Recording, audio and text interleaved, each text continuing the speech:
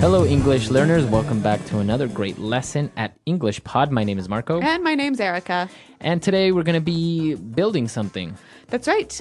We've got a lesson about construction. Cool. So we're going to be working at a construction site today, and we're going to learn a lot of cool vocabulary with different types of tools. And we'll also learn some phrases that you can use to talk about work. So even if you're not really interested in building and making stuff out with your hands, you will learn some language to talk about work in general. All right, so before we get started with this construction dialogue, let's take a look at vocabulary preview. Vocabulary preview. Well, Marco, we're going to look at two words now. And like you said, we're building something in this lesson, right? Right, we're going to be building a deck. A deck. A deck. All right, so a deck, what is that? Basically, it's an elevated wooden platform that houses will have like in their backyards maybe. So it's a platform that's a little bit higher off the ground behind your house. So it's very popular for houses to have decks, and people will put out a table and chairs and maybe have lunch out there or something. A barbecue or something. Exactly. Yeah. Okay, so a deck. Now they're building this deck and they need to follow some plans. Plans. The plans that we're talking about are construction plans. Yeah, it's kind of like the map for the deck, how you're going to build it. Exactly. So we can have floor plans, for example. So that shows you how the building looks, like where the different rooms are. And like a house, right? Yeah. So it's basically the map for a construction. Okay, great. So two interesting words. We're going to hear both of these in the dialogue. Now, why don't we get started and find out what's going to happen as they're building this deck? All right, ladies and gentlemen, we've been hired to build a deck on this here house and turn this boring and drab lawn into a backyard oasis. There is one catch, though. We've only got 1 day to finish this, so I'm going to need everyone to give 110% today. It's going to be tough, but we've got a great team here, and I know that together we can tackle this project. That being said, let's get to work. That's right. Now, remember, we've been over the plans, but we really need to make sure that everything is up to code. The home inspectors here are pretty thorough, so please make sure you follow the plans exactly. And remember the carpenter's rule of thumb, measure twice, cut once. Okay, guys, let's get at it. Bob, pass me that hammer.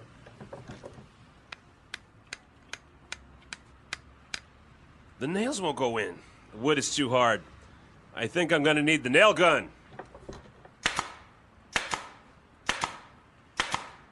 That did it. Hey, do me a favor and help me cut this 2x4, will ya? Pass me that circle saw and grab hold of the end of the board. Now help me drill some holes in it so we can place the bolts. I think you should sand the edges. Look at all these splinters. Someone could get hurt. Jeez, you gotta take pride in your work. Yeah, you're right. Pass me the sander and I'll take care of it. Julia, get over here with that level, measuring tape, and that box of screws. Oh no! Look out below! All right, so there are a lot of people building the deck. They have to build it fast. They've only got 1 day, so it's a really big challenge, huh? Yeah, and I think this is a good lesson in maybe not rushing through important projects, right? Exactly. So we saw some really interesting tools that they were using. So why don't we look at that first in language takeaway? Language takeaway. All right, so we've got some language all about tools. So why don't we just get started? So they mentioned a nail gun. Nail gun. A nail gun. So we all know about hammers and nails, right? Right, so the nails are what you put in the wood. Exactly. Now this is an advanced tool, so you don't have to use a hammer. It's kind of hard to explain, so why don't we listen to the sound this tool makes?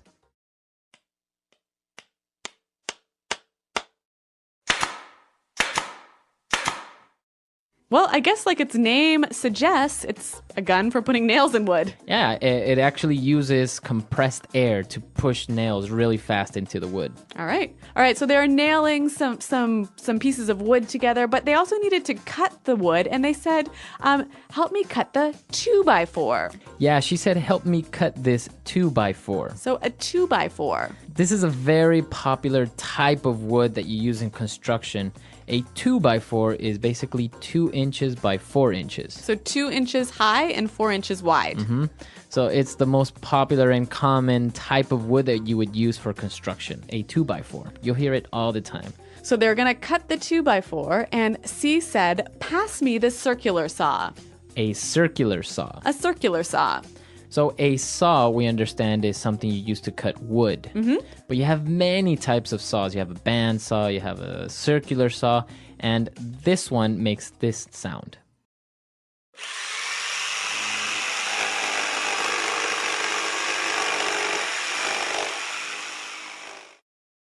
So I guess it's called a circular saw because the blade or the cutting part is shaped in a circle. Yeah, a circular saw. So after they cut the piece of wood, one of the guys said, I think you should sand the edges. To sand To something. sand something. All right, so if you want to sand usually a piece of wood, you want to use paper covered in sand to make it very smooth. Yeah, exactly. And so they also mentioned a sander, right? A sander is basically a machine that has this sandpaper on it and will do the hard work for you. All right, so to sand something and a sander. Now, our next word is very related to sanding something because if you don't sand a piece of wood, it might have splinters. Splinters. Splinter. Splinters. So like I said, if you cut a piece of wood, there are little pieces of wood that stick out and you can get hurt. They can get under your skin. Yeah, so tiny, tiny parts of wood. That's called a splinter. A splinter. Okay, so why don't we go on to our next tool? They were talking about a level. A level. The level. All right, so this is a tool that all carpenters have.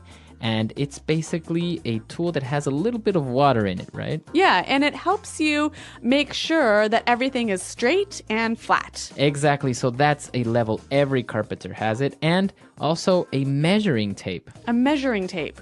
Measuring tape. Now, I'm sure if this was a video podcast, we could show you what a measuring tape was and you'd really understand it, but we'll do our best to describe it for you. So a measuring tape is like a ruler that rolls up. Yeah, it's a very convenient ruler because it can roll up and you can measure something that is maybe 6 feet or 3 meters long, and you can extend it. And when you're done measuring, you can put it back and just put it in your pocket. Yeah, every carpenter has one. A measuring tape. All right, so that's our last tool that we're going to talk about. So why don't we move on now to Fluency Builder, where we've got some phrases that you can use to talk about work. Fluency Builder. So when the contractor started giving them instructions, he said, I need everyone to give 110% today. To give 110%. So when you give 110%, you are basically trying very hard. Yeah, you give everything you have to your job. Right. So it's not only 100%, it's 110, more than what's needed. So no lunch break. Exactly. So as they were talking about the instructions, one of the guys said, the carpenter's rule of thumb. A rule of thumb. So this is an interesting phrase, rule of thumb. What does that mean exactly? Okay, well, you know what? I think we can understand the meaning pretty clearly if we listen to some examples. Example 1. The rule of thumb in making a sale is confidence. Without confidence, you don't make a sale. Example 2. The tailor's rule of thumb is twice the circumference of the wrist is the circumference of the neck. Example 3. You don't have to take everything I say about marketing as a rule of thumb. One of the guys noticed a few problems, the splinters, and he said, you've got to take pride in your work. Okay, so to take pride in your work. To take pride in your work. So why did he say that to her? What is he trying to tell her? Well, because she made some mistakes, she didn't do such a good job. He's wanting her to work harder, work better, work more carefully. Okay, and so she can be proud of her work and say, this is a job well done. So when you take pride in your work, you work so well and do such a good job that you feel really happy about it. All right, good. So why don't we listen to this dialogue again for the last time, and then we'll come back and talk about... All right, ladies and gentlemen, we've been hired to build a deck on this here house and turn this boring and drab lawn into a backyard oasis. There is one catch, though. We've only got 1 day to finish this, so I'm going to need everyone to give 110% today. It's going to be tough, but we've got a great team here, and I know that together we can tackle this project. That being said, let's get to work. That's right. Now, remember, we've been over the plans, but we really need to make sure that everything is up to code. The home inspectors here are pretty thorough, so please make sure you follow the plans exactly. And remember the carpenter's rule of thumb: measure twice, cut once. Okay, guys, let's get at it. Bob, pass me that hammer.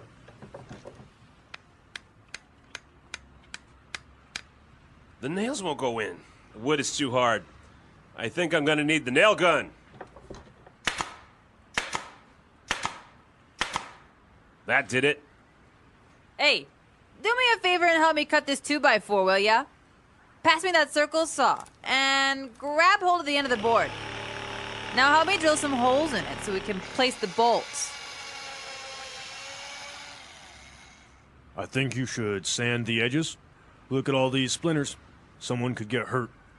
Jeez, you gotta take pride in your work. Yeah, you're right. Pass me the sander and I'll take care of it. Julia, get over here with that level, measuring tape, and that box of screws. Oh no! Look out below!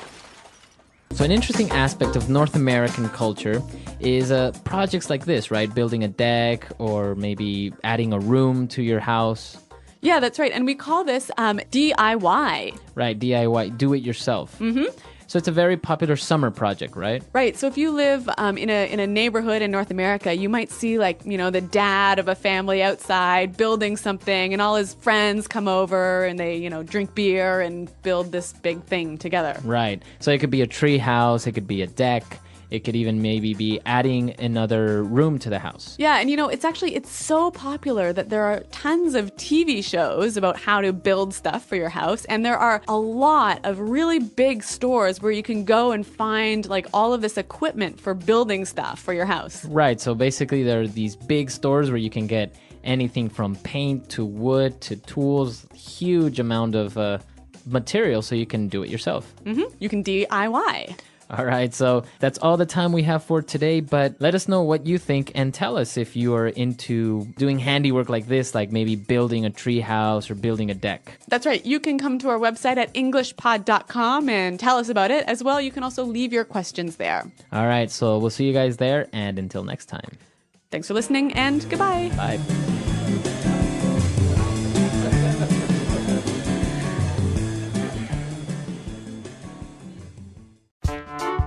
The English Pod Audio Review. Listen to the meaning, then say the vocabulary word. A circular saw mounted under a table or bench so that large pieces of wood could be cut. Table saw. To try your best. To give 110%. A decorative strip used for ornamentation or finishing on the edges of a wall. Molding. A piece of wood that is 2 inches thick and 4 inches wide. 2x4. A wall or ceiling constructed of a prefabricated material, such as plasterboard or paneling. Drywall. Let your effort be a reflection of your skill. Take pride in your work. A person or firm that supplies materials or labor for other companies. Contractor. Set of actions to complete a task. Plans. A person who makes or repairs wooden structures. Carpenter. A tool used to measure how long something is. Measuring tape. Let's try that faster. Let your effort be a reflection of your skill. Take pride in your work. A circular saw mounted under a table or bench so that large pieces of wood could be cut. Table saw. A piece of wood that is 2 inches thick and 4 inches wide. 2x4. To try your best. To give 110%. A decorative strip used for ornamentation or finishing on the edges of a wall. Molding. A tool used to measure how long something is. Measuring tape. Set of actions to complete a task. Plans. A person or firm that supplies materials or labor for other companies. Contractor. A wall or ceiling constructed of a prefabricated material, such as plasterboard or paneling. Drywall. A person who makes or repairs wooden structures. Carpenter. Now say the word and hear it in a sentence. To give 110%.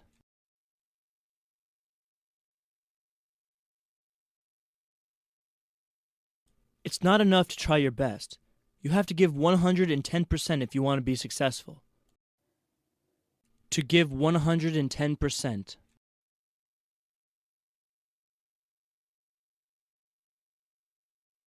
We really have to give 110% today if we want to finish this project on time. To give 110%.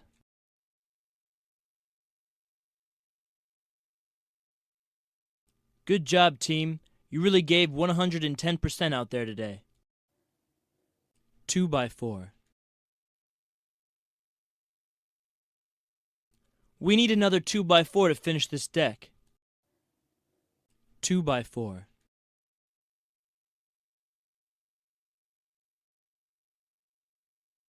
I can't come to work today because a 2x4 fell from my roof and hit me on the head.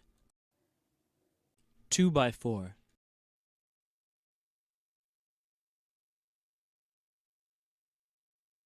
Did you see that? That wrestler pulled out a 2x4 and broke it on the other guy's back. Take pride in your work.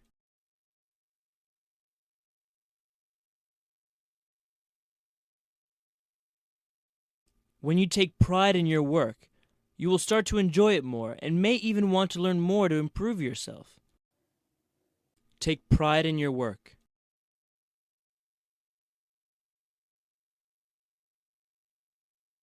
I respect Jim a lot because he really takes pride in his work and is very dedicated. Take pride in your work.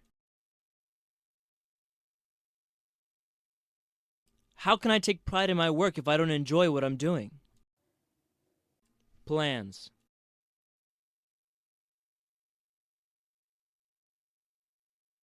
Carl, I need the kitchen plans today so I can start putting up the kitchen cabinets. Plans.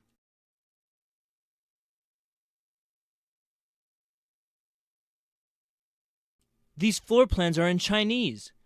We need to get them translated before we start construction. Plans.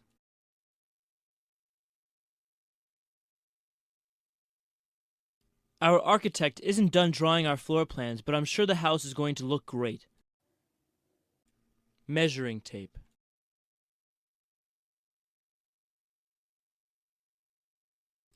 This measuring tape is in inches. I need one that has centimeters on it. Measuring tape.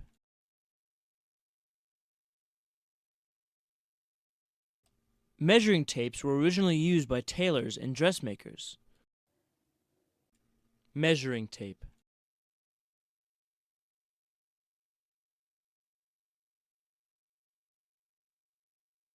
Check out my new digital measuring tape. All I have to do is point at an object and it will tell me how far away it is.